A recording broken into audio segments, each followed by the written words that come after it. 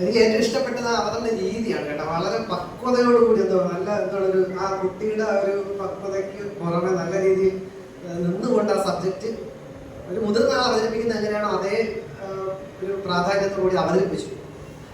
1ാം സ്ഥാനം chess number 510. Chess number 5. ബഹുമാനപ്പെട്ട വിദ്യാർത്ഥികളെ, അധ്യാപകരെ, പ്രിയ കൂട്ടുകാരെ, അശ്രദ്ധയും അപകടങ്ങളും കാലത്തിനൊത്ത് പ്രസക്തിയുള്ള വിഷയമാണിത്.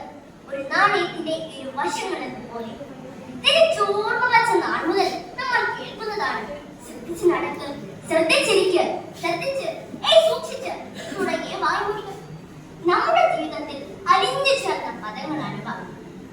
പ്രസംഗം തയ്യാറാക്കുന്ന ചർച്ചയ്ക്കിടയിൽ എന്റെ അധ്യാപിക വായിച്ച ഡോക്ടർ APJ അബ്ദുൽ കലാം സാറിന്റെ അഗ്നിച്ചരവുകൾ എന്ന പുസ്തകത്തിലെ അനുഭവങ്ങൾ പങ്കിടുകയുണ്ടായി. ശാസ്ത്രജ്ഞന്റെ വിയർപ്പുതുള്ളി വീണാൽ പോലും വൻ സ്ഫോടനങ്ങൾ ഉണ്ടാകുന്ന രാസപദാർത്ഥങ്ങൾക്കിടയിലുള്ള ജോലി. അശ്രദ്ധയുടെ ഒരാളുക്കിട മതി വൻ അപകടങ്ങൾ ഉണ്ടാകാൻ. ഇത് തന്നെയല്ലേ നമ്മുടെ ദൈനംദിന ജീവിതത്തിലും സംഭവിക്കുന്നത്. വീട്ടിന്റെ പുറത്തിറങ്ങുമ്പോൾ ഗ്യാസ് അണച്ചോന്ന് പലകുറി ചോദിക്കുന്ന അമ്മമാരും, വണ്ടി പുറകോട്ടെടുക്കുമ്പോൾ പിന്നിൽ ആരുമില്ലെന്ന് ഉറപ്പാക്കുന്ന അച്ഛന്മാരും ശാസ്ത്രജ്ഞരെ പോലും പൂർണ്ണ ശ്രദ്ധയുള്ളവരാണ്. ശ്രദ്ധ എന്നത് എല്ലാ ജീവജാലങ്ങൾക്കും പ്രകൃതി നൽകുന്ന വരദാനമാണ്. അശ്രദ്ധ അതിന്റെ കൂടെ പറക്കും.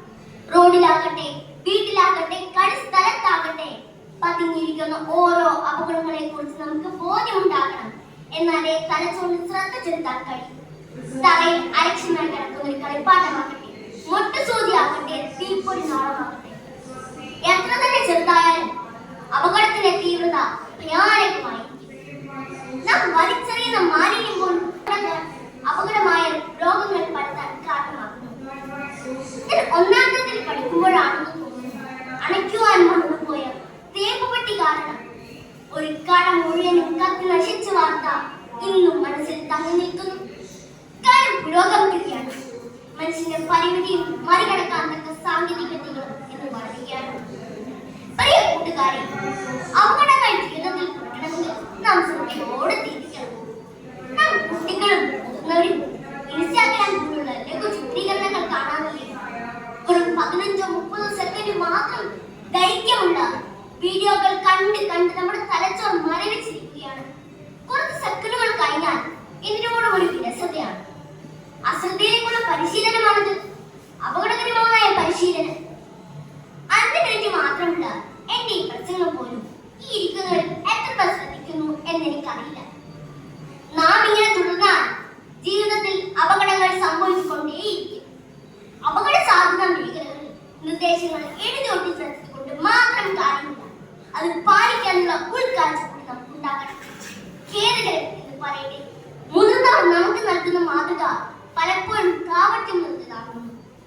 പോലീസിനെ കാണുമ്പോൾ മാത്രം വാഹനത്തിന്റെ വേഗത കുറയ്ക്കുകയും ക്യാമറയുള്ള സ്ഥലത്ത് മാത്രം സീറ്റ് ധരിക്കുകയും ചെയ്യുന്ന മുതിർന്നവരുള്ള സമൂഹത്തിൽ നാം കുട്ടികൾക്ക് മാതൃകയായി നൽകാൻ കഴിയണം.